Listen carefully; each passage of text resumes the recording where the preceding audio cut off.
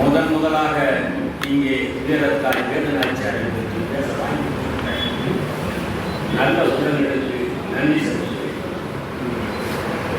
ஒரு என்ன கஷ்டமான சூழ்நிலைனா சிறப்புறையில் கூப்பிடுவாங்க, நமக்கு முன்னாடி எல்லாருக்கும் பேசுவாங்க. இந்த வேதனாச்சாரியை பற்றி நம்ம இப்போ முடங்கலாம்னு வந்தா ஐயா தலைவர் பட்டியல் போட்டு அறிவிச்சு இதை தாண்டி சில விஷயங்களை நான் பதிவு செய்ய வேண்டிய கட்டாயத்தில் இருக்கிறேன். அன்பர்களே, ஐயா சொன்னார் ஜான்சி ராணிக்கு 77 ஆண்டுகளுக்கு முன்பும் கிட்டூர் ராணிக்கு 44 ஆண்டுகளுக்கு முன்பும் என்று வேதனாச்சாரி ஜான்சி ராணியும் கிட்டூர் ராணியும் அவர்களுக்கு வாரிசு என்பதனாலேயே தத்தெடுத்தார்கள். அதை வெள்ளைக்காரர்கள் அங்கீகரிக்க மறுத்தார்கள். அதனால் ஜான்சி ராணியும் கிட்டூர் ராணியும் வெள்ளைக்காரர்கள் மீது போர் தொடுக்கவில்லை, வெள்ளைக்காரர்கள் போர் தொடுத்தார்கள். கிட்டூர் மீது போர் தொடுத்து கிட்டூர் ராணியை கைது செய்தார்கள், அவர் சிறையிலே செத்தார். ஜான்சி ராணி போராடி களத்திலே செத்தார். கருத்தரம் வேதனாச்சியார் தமிழ்ச்சியாளர் 77 ஆண்டுகளுக்கு முன்பே களத்திலே வெள்ளையரை எதிர்த்து போராடி வெற்றி கண்டு இழந்த சிவகங்கை சென்னையை மீட்டு காட்டிய வரலாற்று தமிழச்சி. இந்த வரலாறு எவருக்கும் கிடையாது, ஆனால் சொல்வதற்கு நாய் கிடையாது. ஜான்சி ராணி தமிழுக்கு அதிகமாகவே தெரியும். குழந்தைக்கு ஜான்சி ராணி பேர் வைப்பாங்க, மதுரைக்கு போனீங்கன்னா ஜான்சி ராணி பூங்கான் உண்டு. ஆனால் வேலுநாச்சியார் அறியப்படாமல் போனதற்கு என்னை பொறுத்தவரையில் திட்டமிட்ட சரியாக இருக்கும் என்று நான் பதிவு செய்கிறேன். இல்லை என்று சொன்னால் நேதாஜியுடைய ஜான்சி ராணி ரெஜிமெண்டில் பணியாற்றிய ஜானகி தேவர் சென்னைக்கு வந்திருக்கிறார் என்று நவமணி அவர்கள் எனக்கு தொலைபேசி தொடர்பு கொண்டு அவரை நீங்கள் பேட்டியெடுங்கள் என்று சொன்னார். பசுமொழின்ற பத்திரிகை ஜானகி தேவருக்கு பேட்டி எடுத்து நீண்ட பேட்டி பத்திரிகை வந்தது.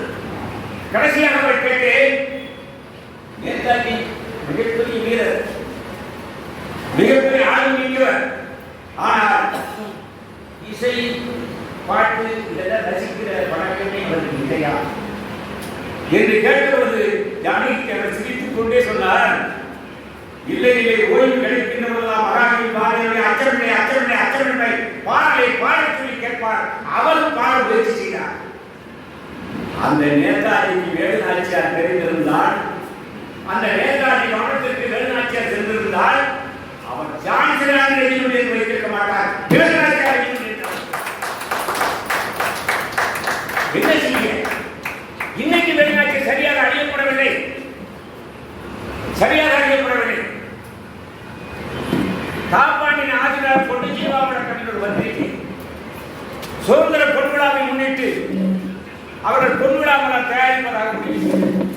அந்த பொறுப்பை ஸ்டாலின் கொள்கையிடம் ஒப்படைத்தார்கள். அவர் என்னை தொடர்பு கொண்டு அறியப்படாத தியாகியை பற்றி நீங்கள் மனதிற்கு ஒரு கட்டுரை வேண்டுகிறார். அறியப்படாத தியாகி நான் இப்ப அறிகிறது நீண்ட அலைச்சலுக்கு பிறகு துப்பாக்கி கவுண்டர் என்பவரை கண்டுபிடித்தேன். இந்த துப்பாக்கி கவுண்டர் யார் தெரியுமா? வெள்ளைக்கார ராணுவத்திலே பணியாற்றியவர். அங்கே தமிழர்களுக்கு செய்யக்கூடிய கொடுமையெல்லாம் பார்த்து கொதித்தவர். அப்பொழுதுதான் வேலுநாச்சியாருடைய கணவர் முத்துவடனாரை கொன்றுவிட்டார் என்ற தகவல் குமரி கூட்டம். என்ன செய்ய முடியும்? வெள்ளைக்கார ராணுவத்தில் பணியாற்றினார். ஒரு நாள் வெள்ளைக்கார அதிகாரி ஒருவரை சுட்டு தள்ளிவிட்டு துப்பாக்கி அந்த துப்பாக்கி கவுண்டர் பெயர் முனியன கவுண்டர். அவன் பிறந்தது தர்மபுரி. அவன் குறி வைத்தால் எதுவும் தப்பாது என்பதனாலேயே அவனுக்கு துப்பாக்கி கவுண்டர் என்ற பெயர். வேலுநாச்சியாரை அவன் வந்து சந்திக்கின்ற காலகட்டம் அனைத்தையும் இழந்து தன்னல் தன்மையிலே துப்பாக்கியில் இருக்கின்ற காலகட்டம். அப்போ துப்பாக்கி கவுண்டர் சந்திக்கின்ற பொழுது சில விஷயங்களை நம்ம அம்மா சொல்கிறது. அந்த கட்சியை துப்பாக்கி கவுண்டர் என்ற கட்சியை படித்துவிட்டு சிவகங்கையில் வாழ்ந்த சிவகங்கை மாவட்ட வரலாற்று ஆய்வாளர் காப்பாற்று என்ற திருவரங்கராசன் சிலையை என்று வந்தார். வந்த அற்புதமான கட்டுரை. நீங்க வேலுநாச்சியாரை பற்றி ஒரு புத்தகம் எழுத வேண்டும் என்றார்.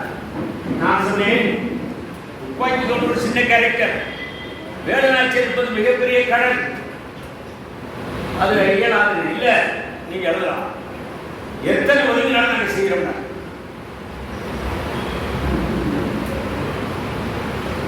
உடனே சிவகங்கை பிறகு நண்பர்களே, அதுக்கு முன்பு வேலுநாச்சியாரை பற்றி எனக்கு ஒன்றுமே தெரியாது. எனக்கே தெரியாது, நாட்டு மக்களுக்கு எதிர்ப்பு தெரிந்தது. அப்படியே எழுத கூட சரியாக எழுதவில்லை. சில வேலுநாச்சியாரை பற்றி சிலுக்கு சிலுவாக எழுத வரலாறு உண்டு. சிவகங்கைக்கு சென்று பாப்பாத்துறை சந்தித்து விட்டு வேலுநாச்சியார் காலடி பட்ட மண் முழுவதும் நடந்து கேள்வி. வெறுப்பாட்சியில் 8 ஆண்டு காலம் தவமிருந்து ஒரு நடத்தி வெளியே வைத்திருந்தாரே, கடைசியில் உயிரை விட்டாலே வேலுநாச்சியார்.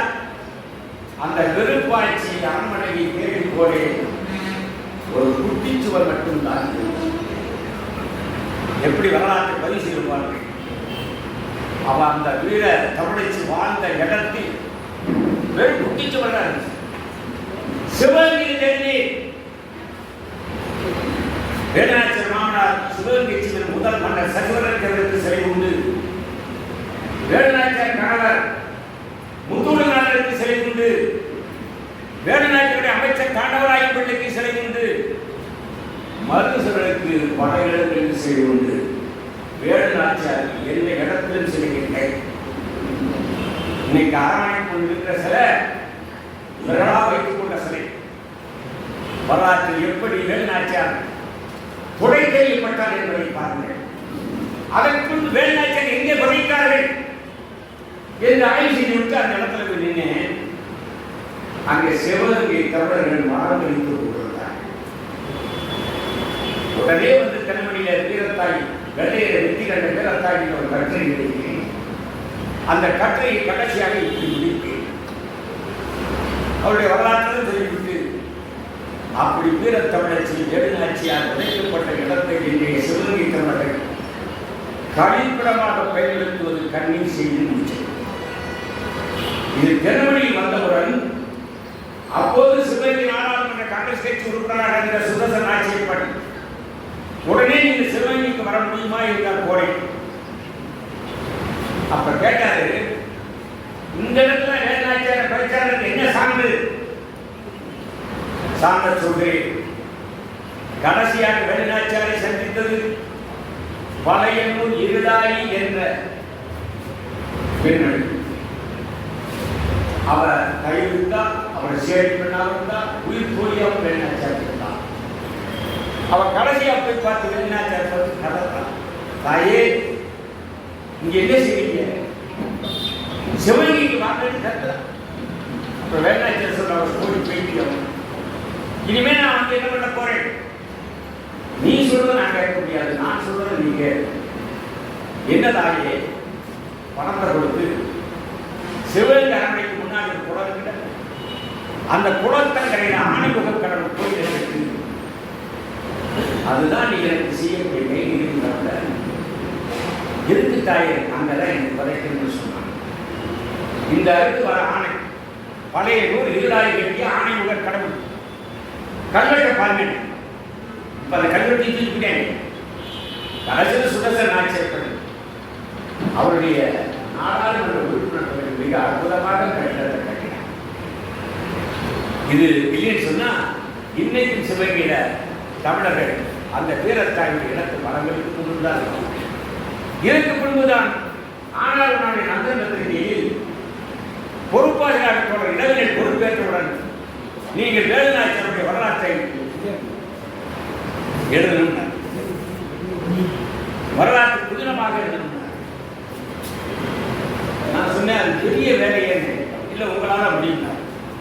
மீண்டும் சிவகங்கை முழுவதும் சுற்றி வரலாற்று ஆய்வுகளை தேடி பெரியவர்களை சந்தித்து வேலுநாச்சியார் தொடரை ஆரம்பித்தேன். அது நந்தனில் வந்ததென்று புத்தகமாக வந்து இன்று 16 பதிப்புகள் வந்து 3 மாணவர்கள் இளங்கலை பட்டம் அதை படித்து வாங்கியிருக்கிறார். இப்பொழுது பாரதத்தில் ஒருவர் யாராவது ஒரு தமிழ்நாட்டில் எனக்கு தொலைபேசி தொடர்பு கொண்டு ஐயா உங்கள் வேலுநாச்சியார் புத்தகத்தை படித்தேன் அனுபவித்தேன், 2வது பாகம் எப்பொழுது எழுந்தீர்கள் என்று வாங்க ஒரு 80 வயசு அம்மா கடவுள் வந்து பேசுது. நான் ஜான்சி கோட்டையெல்லாம் பார்த்தேன், உங்க புத்தகத்தை படிக்கிற சாகரத்துக்குள்ள சிவகங்கையில் கோட்டையை பார்க்கணும், நீங்க சிவகங்கைக்கு போகமா ஏற்பாடு பண்ணி உடனே போயிருக்காங்க. நாங்கள் ஏற்பாடு பண்ணி எல்லாத்தையும் காமிச்சப்பறம் அந்த அம்மா பேசுது, ஐயா இன்னி நான் செத்தால் எனக்கு மோட்சம். ஒரு வீரர் கவலைச்சியை 80 வயசு எனக்கு தெரியாமல் இருந்தேன், உங்க புத்தகத்தை படித்து அறிந்து கொண்டேன். அந்த புத்தகம் சிறப்பாக வந்ததற்கு காரணம் தீபபாரதி அல்ல, என்னுடைய இருந்து வேலுநாச்சியை வழி நடத்தி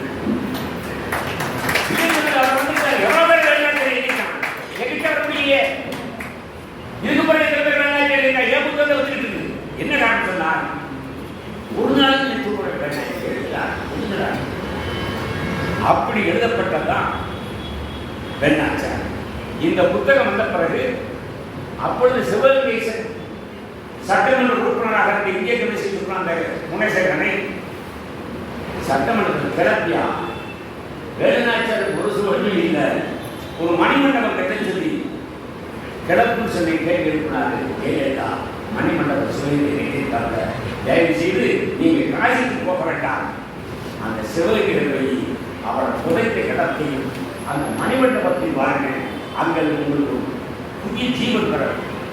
நான் வளர்ந்து போய் அங்க அதாவது பக்கத்தில் ஒரு கவியை கேட்கலாம். அப்ப என்ன ரஷ்யா உட்பட்ட ரஷ்யாவில் சிறந்த எழுத்தாளர்களை கூப்பிடுவாங்க சுற்றி காட்டுறாங்க. அப்போ சுற்றி பார்க்குற பார்த்து லெனின் சமாதியில் வந்து நிறுத்துறாங்க. இன்னமும் அவர் வந்து தூங்குற மாதிரியே இருக்கும், நீண்ட கீழ் நீக்குது. இவங்க வெளிநாட்டுக்காரங்களை கொண்டு போயிட்டாங்க. அதை பார்த்துட்டு உடனே டைம் ஆச்சுட்டாங்க. அவர் வந்து பேசாமல் எழுதாரு, உடனே உனக்கும் எனக்கும் இடையில் தலை யமயமா, உன் மண்ணில் விழுந்து அழுது ஆசைப்பட்டே முடியவில்லையே. அதை மாதிரி நான் சிவகங்கையில் அவர் துறைத்த இடத்தில் விழுந்து அழுது ஆசைப்பட்டேன், ஆனால் மற்றவர்கள் தவறாக நினைத்துக் கொள்வார்கள் என்று திரும்பி வந்தேன். அப்படி வரலாற்று சிறப்பு வாய்ந்த இடம். முழுமையாக வரலாறு படிக்க வேண்டும் என்றால் புத்தகத்தை படித்தால் நீங்கள் தெரிந்து கொள்ள முடியும். ஒரு சில நிகழ்வுகளை மட்டும் பதிவு செய்யும். ராமநாத் ராஜா செல்லமுத்து சேர்த்து ஐயா சொன்னார், வேலுநாச்சியாருக்கு தயாராவதற்கு அவன் தந்தையின் தாய், அவன் அம்மா சக்கண்டி புத்தாத்தா நாச்சி. அந்த சக்கண்டியில் போய் சிவந்த பக்கத்தில் ஒரே குழந்தை, அது பெண், ஆணை விட சிறப்பாக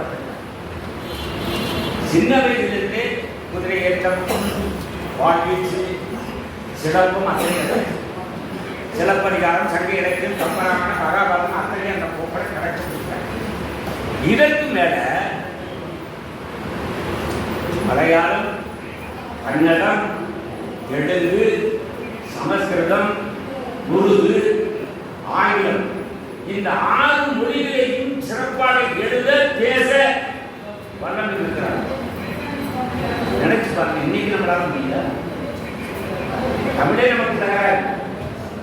ஆனால் அந்த காலத்திலேயே 6 மொழி சரளமாக படித்த அந்த வேலுநாச்சியாரை அவளுக்கு 16 வயது நடந்து கொண்டிருந்தது. சிவகங்கை இளவரசர் முத்துவிடராவுக்கு திருமணம் செய்து தந்தார். சசிவனத்தேவர் அவர் மாமனார் சசிவனத்தேவர் மறைந்த பின்புதான் ஐயா சொன்னார்,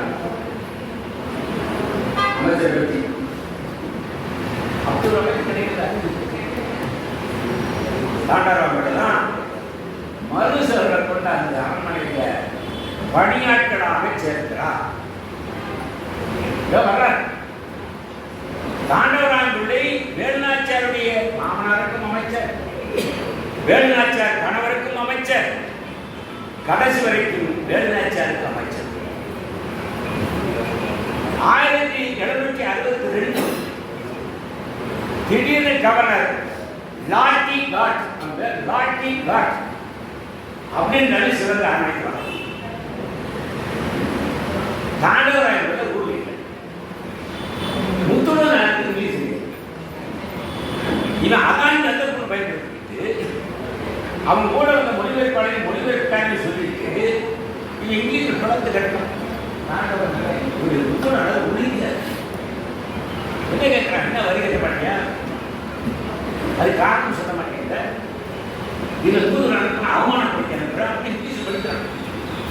அவன் பாவம் தவிச்சு கொடுத்தார். இதை மறைந்திருந்து பார்த்த வேலைச்சா அவன் சிறந்து போய் வந்து மிஸ்டர்காரன் இங்கிலீஷ் ஆரம்பிச்சாங்க. ஆரம்பிச்சு விட்டாங்க. சொல்லிட்டு நீ சொன்னத என் மன்னருக்கு வந்து உன் தாய்மொழி தெரியவில்லை என்பதற்காக அவமானப்படுத்துகிறார். என் மன்னருக்கு என் தாய்மொழி தெரியவில்லை என்பதுதான் என்றால் தான் அவமானம். உன் தாய்மொழியை நாங்கள் தெரிய வேண்டிய அவசியம் கிடையாது. ஆனால் எங்களை நத்தி படைக்க வந்த நீதான் எங்களுடைய தாய்மொழியை கற்றிருக்க வேண்டாங்க. அப்ப இங்கிலீஷ் சொல்றான், சொல்லிட்டு உனக்கு இங்கிலீஷ் தெரியும் அப்ப இங்கிலீஷ் சொல்றான்.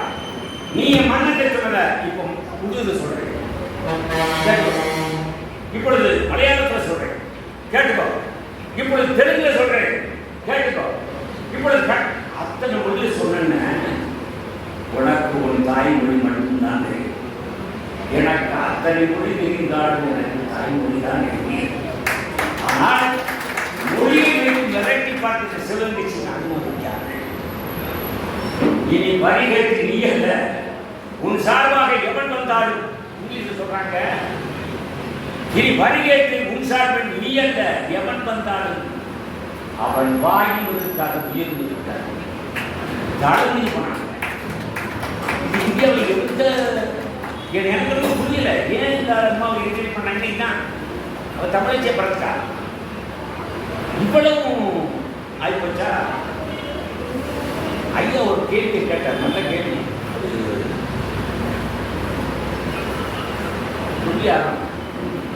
கௌரி போய் விழுந்தியா எங்க ஆத்தா பிரசவத்துக்கு போயிருக்கிறாங்க. இந்த மனுஷன் காளையார் கோவில் அரண்மனையில் இருக்க பக்கத்தில் பாட்டோஸ் கிடையாது. சனி அப்படித்தான் வரும். பாட்டை இருக்கிறாரு, அது பார்த்தாரு, எடுத்து விட்டு மாடியில் ஆடி இருக்காங்க. ஆடல் பாடல் அடல் அன்னை கவுண்டர் கவுந்தபிரன் தெரியுங்க. அப்புறம் அரண்மனைக்கு வர்றதில்லை, அங்கேயே போகிறது, அவரை பார்க்கறது, அவரோட இருக்கிறது. ராணி வந்தாச்சு, வேணாச்சா வரலாற்று எழுதி வச்சிருக்கேன். நான் மிரட்டி கதை வச்சு வந்து அரசர் பொருட்களை வேணாச்சா காரணம் இந்த மாதிரி மன்னர் வந்து கவுரியோட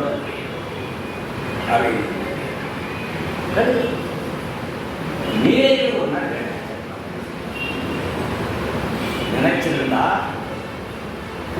கௌரி அங்கே நினைச்சிருந்தா முத்தூடு நகரை இழுத்து கொண்டு ஏடா கொஞ்சம் கேட்டுக்க முடியும். என்ன செஞ்சா பாருங்க, அதாங்க கண்ணாச்சு. தெரிஞ்ச உடனே ஆனந்த் இப்ப இந்த கவிதை கூட்டுவாங்க. அவளை அவள் பாட்டியும் அரவணைக்கு வயசுக்கு வர்றாப்புல வந்து நிற்கிறாப்புல, அரங்கில் நிற்கிறா. அவள் பாட்டி என்ன நடக்க போதும்னு இப்போ வேணாச்சு கேட்கிறாப்புல, நீ தான் கௌரியா? ஆமாம் வயது சொல்கிறான். மன்னரை கூப்பிட்டா புருஷனாங்க எந்த பெண்ணும் செய்ய முடியாது. அதனால நான் ஆத்தா இன்னும் பார்க்கணும் கூப்பிட்டு ராஜராஜேஸ்வரி கோயிலுக்கு போய் பாருங்க. அந்த கோயிலுக்கு 2 பேரும் கூப்பிட்டு போறாங்க. தாங்க அப்படியும் போறாரு அமைச்சர் இல்லை முடிச்சு நிற்கிறான். வேணாச்சா தாய் எடுத்துக்க பூசணி கௌரி எடுத்துனா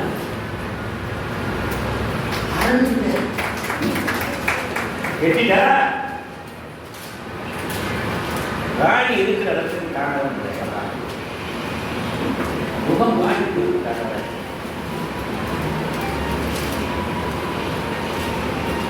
என்ன தாயே, எந்த முடிவும் எடுக்கக்கூடிய இடத்திலே நீங்கள் இருக்கிறீர்கள்.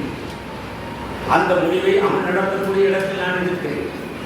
ஆனால் நீங்கள் எடுப்பதற்கு முன்பு இன்னொரு ஆலோசனை செய்தால் என்னுடைய வலுவையும் அனுபவமும் உங்களுக்கு கை கொடுக்கும். இல்லை என்றால் உங்கள் முடிவே உங்களுக்கு முன்வழியாக முறைச்சிருந்தாயே. நான் எந்த முடிவும் எடுக்கலையே, எடுக்கலைன்னா ஏன் பாருங்க என்ன முடிவு? தாயே, உங்க ராமநாதபுரத்தில் இது பழசு. உங்களை முன்னோடி கிளம்பு செய்யறதுக்கு 65 விளையாட்டு இருப்பாங்க. ஆனா சிவந்து மண்ணுக்கு புதுசு. உங்க உங்களுடைய மாமனார் செல்வனத்தவருக்கு குழந்தை நாங்கள் அதை தவிர ஒரு மன்னர் ஒரு மங்கையில் மஞ்சள் கொள்வது தவறு கிடையாது. அவளை அனுபவிக்கும் தவறு கிடையாது. யாரு காக்கத்தாங்க சொல்ல அவளை கட்டிக்கொள்வது கூட தவறு கிடையாது தாயே. ஆனால் அந்த கவி என்ன ஜாதியும் கூட தெரியாது. அப்படியா? என்ன அது இசைவதான பேர். நீங்க தாடி எடுத்து ஜாதி தெரியாம கொடுத்து கெட்ட வச்சுட்டீங்க தாயே சொல்லுவேன். அந்த பதிலை கேட்டுத்தான் நான் நெக்குதிச்சு போனேன். அமைச்சரே, மன்னர் அவன் அழகில் மயங்கிய போது ஜாதி தெரியவில்லை. அவன் மடியில் கிடந்த போது ஜாதி தெரியவில்லை. சிவனுக்கு மண்ணை மறந்துவிட்டு காளையா போய் திரிந்த போது ஜாதி தெரியவில்லை. நான் தாடி எடுத்து கொடுத்த போதுதான் ஜாதி தெரிந்தால் அந்த ஜாதியை காரியத்துக்கு எவனாக நினைக்கின்றான். அன்னைக்கு தெரிஞ்சாங்க. அது மட்டுமா அவளை கூப்பிடாத கௌரி என்றா இதுவரைக்கும் நீ கௌரி இன்னும் கௌரி அப்ப சொன்னாங்க இல்லைன்னா வாழ முடியுமா? இன்னிலிருந்து நீ கௌரி ஆச்ச. ஆனால் உனக்கு வேலை என்ன தெரியுமா? மன்னரையும் என் குழந்தையும் கவனித்துக் கொண்டு இனி இந்த நாட்டை நான் கவனித்தாக வேண்டியது. இப்படித்தான் ஐயா. சரி, வெள்ளக்காரன் என்ன பண்றான்? முத்துவரனாரையும் சிவகங்கையும் நேரடியாக சண்டை போட்டு கைப்பற்ற முடியாது என்பது அவர்களுக்கு தெரியும். அதனால தந்திரமாக தாண்டவரம் பிள்ளை ராமநாதத்தை கொடுத்து நம்ம சமாதான பேச்சுவார்த்தை நடத்தும் சொல்லிட்டாங்க. அதனால முத்துவரனார் என்ன பண்ணிட்டாரு? ஒன்றும் பிரச்சனை இல்லை, கோயிலுக்கு போயிட்டார். காலையில் கூட கவலையும் 2 பேரும் சாமி கொடுக்குறாங்க.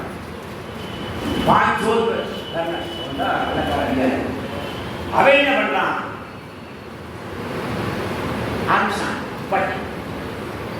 கோயில் சொல்றதுல சுடுறான்.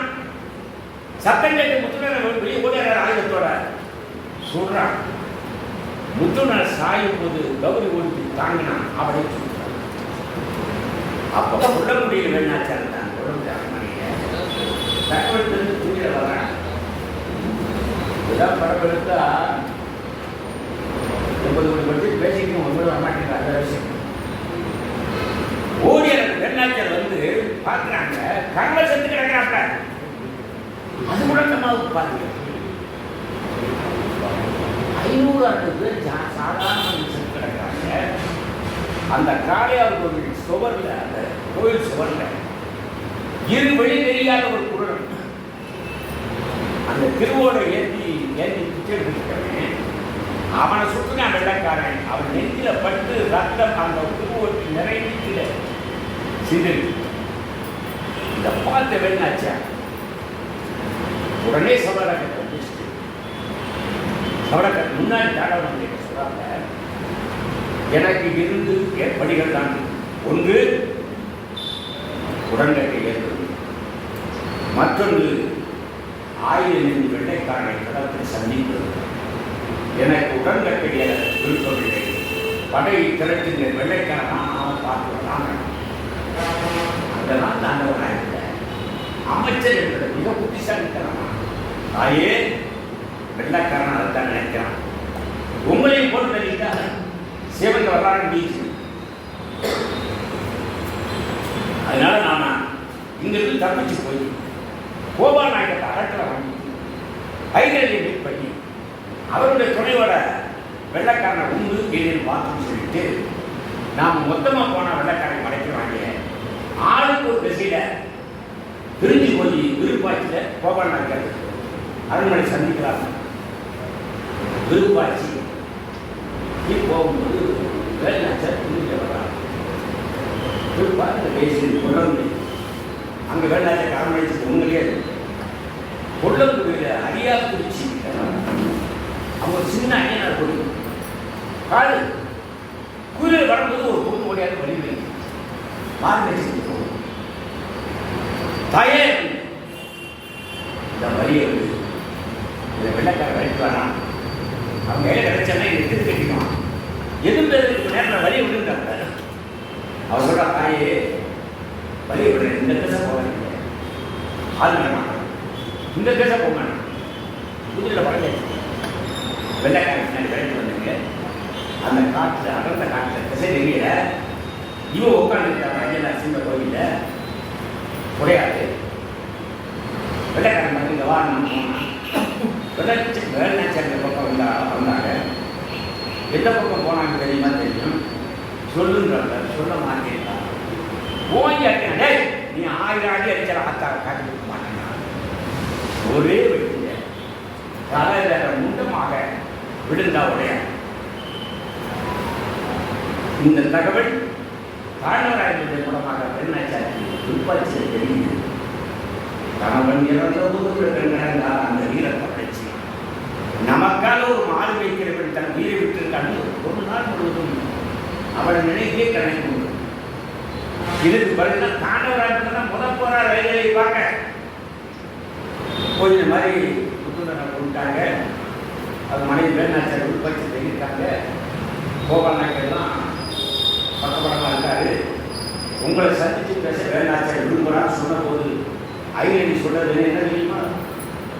ஒரு விதவியை செலுத்திட்டு நாங்கள் என்ன பண்ண போகிறோம் சொன்ன பதிவுதான் எதுக்கு அப்படின்னா இதே பதில வந்து வேலுநாச்சியார் தாண்டவராயன் சொன்ன மறுபாடு வாங்க தாண்டவருடைய மறு செலுத்து ஆண் மேலம் தள்ளிட்டு வேலுநாச்சியார் வரும் போய் திண்டுக்கல் கோட்டைக்கு போனோன்னு தாண்டவன் மேல மாதிரி என்ன வேலுநாச்சியார் எப்படி இருக்காரு? ஐயனி நாற்காலி உட்காந்துருக்காரு. ஏன்னா ஆண்டோட போட்டு தெரியாது. இவா ஆராய்ச்சாரு ஊர்ல அப்படியே ஐந்து ஸ்ரீச்சந்திர யாரு நாளை எப்படி கணவனை எப்படி சொன்னாங்க நான் என்ன செய்ய எந்திரிச்சு சொன்னது என் தாய்மொழி குரு என்னவரை நீ யாராவது உனக்கு எந்த கட்டத்தில் நான் சொல்லிட்டேன். சரி எத்தனை மொழியில படிச்சிருப்பான் அவளை நினைவிச்சு அந்த தாய்மொழி பேசுறவனையே மிரட்டன சாதாரணமா. இதற்கு பிறகுதான் 8 ஆண்டு காலம் அதை விருப்பாச்சு. இது ரெண்டு தாண்டவரோட சிவகங்கை இருந்தால் கொண்டு வந்து 11 பேச்சு அப்படி நடக்கும். ஒரு கட்டத்தில் 11 இருந்தால் தாண்டவராக அதற்கு பின்புதான் வேலுநாச்சியார் இனி தனக்கு அமைச்சராகவும் தந்தையாகவும் தாண்டவராய் விட்டார். இனி கடத்தில் நாம் தான் முடிவுவிட்டால் மனுஷரை கொண்டு கோயிற்சியெல்லாம் கொடுத்து 8 ஆண்டுகள் கழித்து படங்கிறதுனால அந்த இடத்துல நான் போனேன். முதல் கோச்சனை எல்லாம் இருக்கிறாங்க வெள்ளக்காரன் சொல்லிட்டு அவனோட கை கம்மியை போட்டேன்.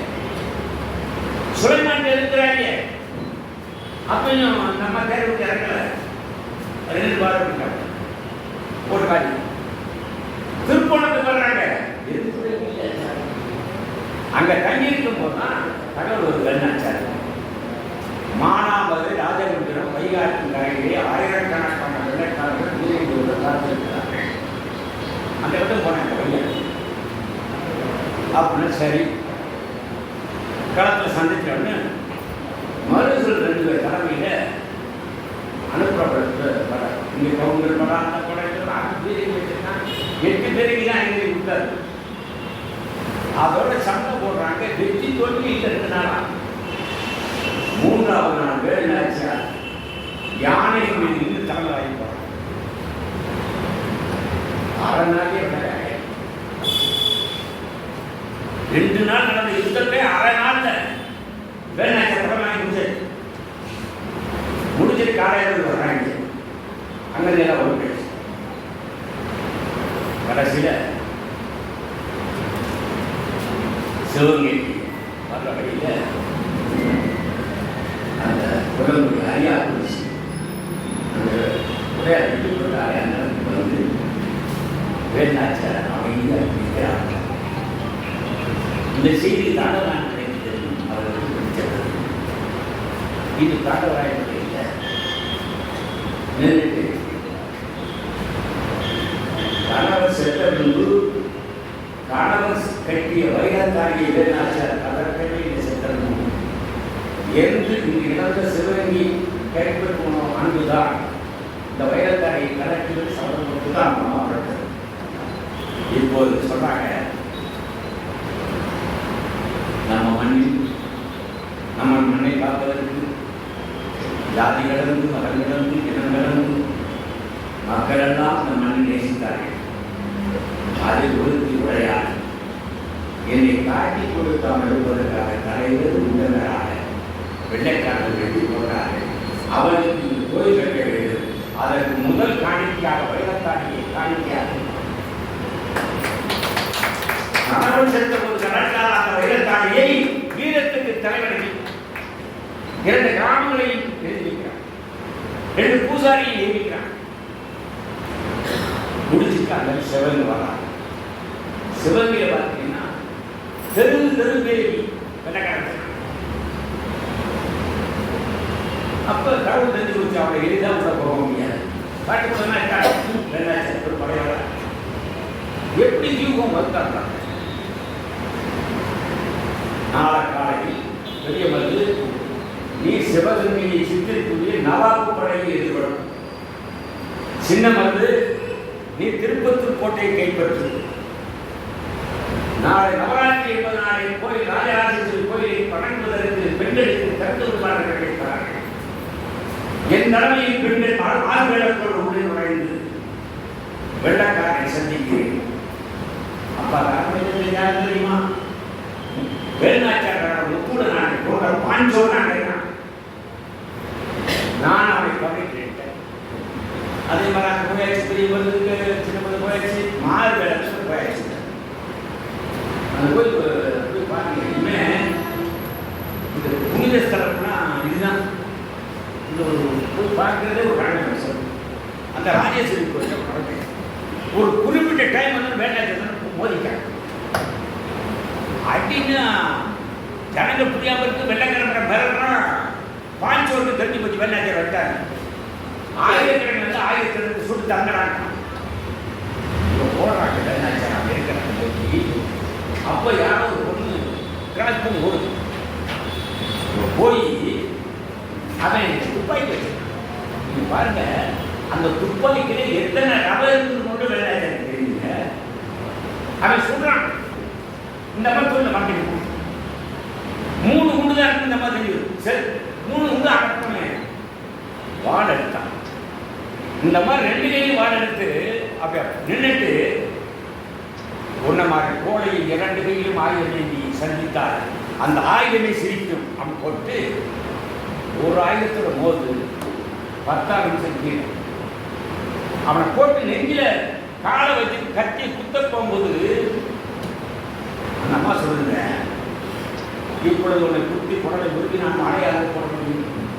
ஆனால் அப்படி போட்டு விட்டார் வரலாற்று என்ன சொல்வார்கள் தெரியுமா? கணவனை கொன்றான், அதற்காக பணி வாங்கினாரு. எனக்கு என் கணவன் செல்வதை சீரும் முக்கியம் எந்திரிச்சு ஓடி போட அப்படியே முடிக்கிறேன். ஓ, உனக்கு தமிழ் தெரியாது, என் உணர்ச்சியை தாய்மொழியில் தான் காட்ட வேண்டியிருந்தது. இப்பொழுது உன் மொழியில் சொல்கிறேன், நீ இங்கிலீஷ் சொல்லலாம்.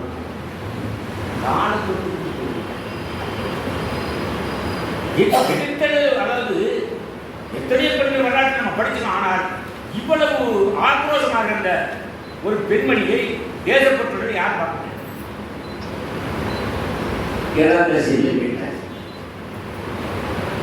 சிவகங்கை கைப்பற்றாச்சு. இந்த அம்மா ராணியாக மகடம் சொல்லி பெரிய மருத்துவ போர்ப்படை தலைவியாகவும் சின்ன மருத்துவ அமைச்சராகவும் நிம்மதி ஆட்சி போயிட்டு அதாவது பையாளர்கள் ஆயிரம் இருக்கிறாங்கம்மா, யானை வந்து 1000 போரான்னு சொன்னேன். அப்போ வயசு தெரியுமா? 50 வயசுல அந்த அம்மா 1000 போராடி பண்ண கஷ்டப்படுது. இப்போ 56 வயசுல ஜோஸ் டி பே அப்படிங்கிற வெள்ளக்காரன் பாதிரியாக பிரெஞ்சு மொழி கற்றுறாங்க. 56 வயசுல அந்த பாதிரியாரே அதுக்கு மிரட்டுறான். அப்படி பேசுதாம்மா. இவ்வளவு கற்ற பிறகு சரி, நாட்டில் ஒரு பிரச்சனையும் இல்லை, மகளுக்கு திருமணம் பண்ணலாம் அப்படின்னு முடிவு வரும்போது இந்த அம்மாவுக்கு சொந்தக்க நானாவரம் நல்ல மாப்பிள்ளை இல்லை, தனமான மாப்பிள்ளை வேணும். அதுக்கு பல்வேறு காரணங்கள் எல்லாத்தையும் சொல்ல முடியாது, சொல்லவும் கூடாது. கடைசியில் செகண்ட் எங்கே பெரிய உடனே தேவை, சின்ன மகன் கொண்டு வரார். இவர் உங்கள் அம்மா கொடுக்காரர், உங்களுக்கு சொந்தக்காரர், இவரையே உங்கள் மருமகனா வச்சுக்கலாங்க. யோசிச்சு பாருங்க நண்பர்களே.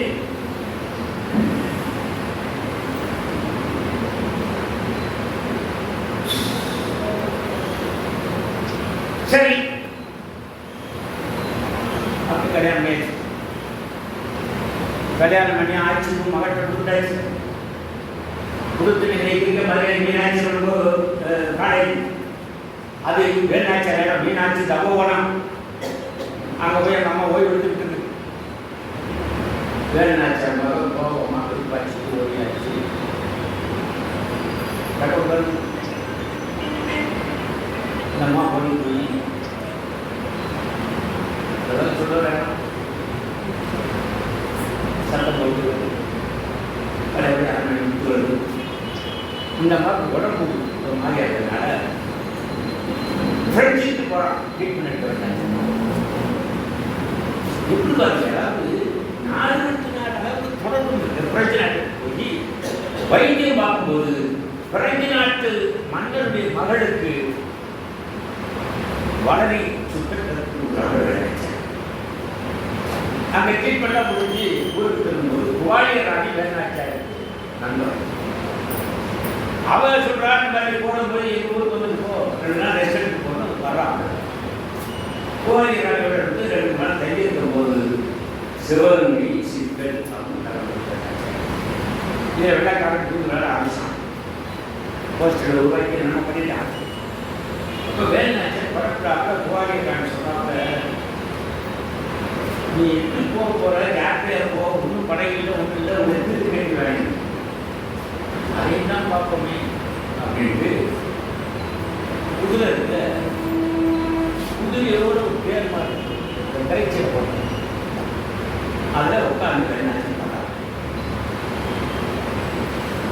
அந்த குவாலியர் நான் சொன்னது மாதிரி தமிழ்நாட்டிற்குள்ள நுழைஞ்ச நம்ம திருப்பி ஒவ்வொரு எல்லைகளுக்கும் வெள்ளக்காரர்கள் இருக்கிறார்கள்.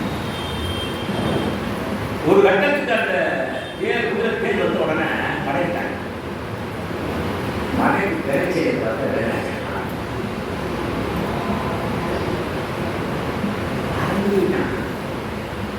அதற்கு முன்னேயே உன்னோட நான் இல்லாதினான்னு வேற ஊரில் சொல்லி வந்தாச்சு. அவ்வளவு செலவு இல்லை. வந்த பிறகு அங்கே பார்க்குறாங்க, சூழ்நிலைகள் சரியா இல்லை. அதற்கு பிறகு என்ன பண்ணுறது, விருப்பாச்சில் வந்து கண்டிப்பாக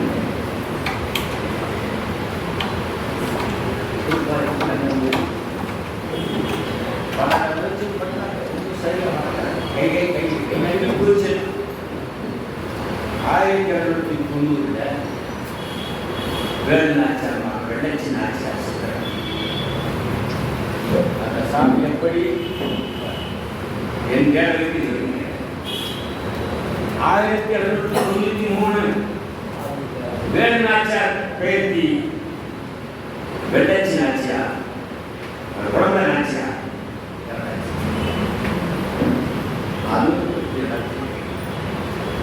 பேத்தி சாப்பிட்டால் வேலுநாச்சியார் சிவகங்கைக்கு வராங்க. அதுதான் சிவகங்கை வேலுநாச்சியார் கடைசி.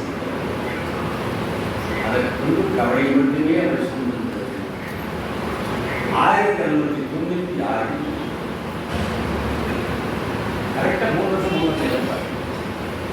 வேலுநாச்சியார் மகன் 1990, வேலுநாச்சியார் பேத்தி 1993, வேலுநாச்சியார் 1996. அப்புறம் வந்து சமாளம். கடைசியா நம்ம என்ன நினைச்சிருப்பாங்க, கூட யாருமே இல்லை தன்னுடைய கருத்தை பகிர்ந்து கொள்வது. ஆக கடைசி நேரத்தில் நம்ம என்னதான் சொல்ல நினைச்சிருப்பாங்க, அந்த அம்மாவுடைய காலடி சுவடை கவனித்ததுனால நான் சொல்றது அந்த அம்மா கடைசியாக சொல்லியிருப்பாங்க நான் நினைக்கிறேன். அப்புறம் நீங்க பேசலாம்.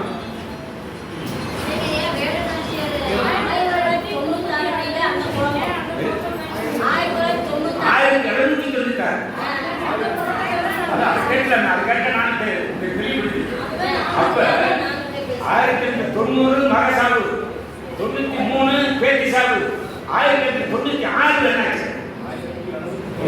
1796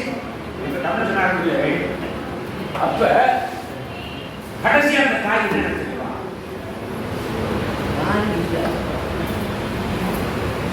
அப்ப யாருக்கே ஏதாவது சொல்ல நினைச்சிருப்பாங்க, நீங்கதான் நினைச்சிருப்பாங்க. அவருடைய காலேஜ் ஓரளவு கவனிச்சதுனால இதைத்தான் நினைச்சிருப்பாங்க. என்ன சொல்லியிருப்பா? சிவகங்கை மக்களே, ராமநாத் ராஜாவுக்கு வேலுநாச்சி மகனாக பிறந்தார். சிவகங்கை சிலைக்கு மருமகனாக வந்தார். வெள்ளை எதிர்ப்பில் வேலுநாச்சியார் கடந்து தன்னுடைய கணவனை பறிகொடுத்தார். 8 ஆண்டு காலம் தவறிருந்து வேலுநாச்சியார் இழந்த சிவகங்கை சிலையை மீட்டு காட்டினார் என்பதை காலப்போக்கு தமிழர்கள் மறந்தாலும் சிவகங்கை சிலை மக்களே, நீங்கள் என்னை மறந்தாலும் பரவாயில்லை, சிவகங்கை சிலை சிவனை மறக்கார்கள் என்றுதான் சொல்லியிருப்பார் என்று சொல்லி விடைபெறுகிறேன். நன்றி.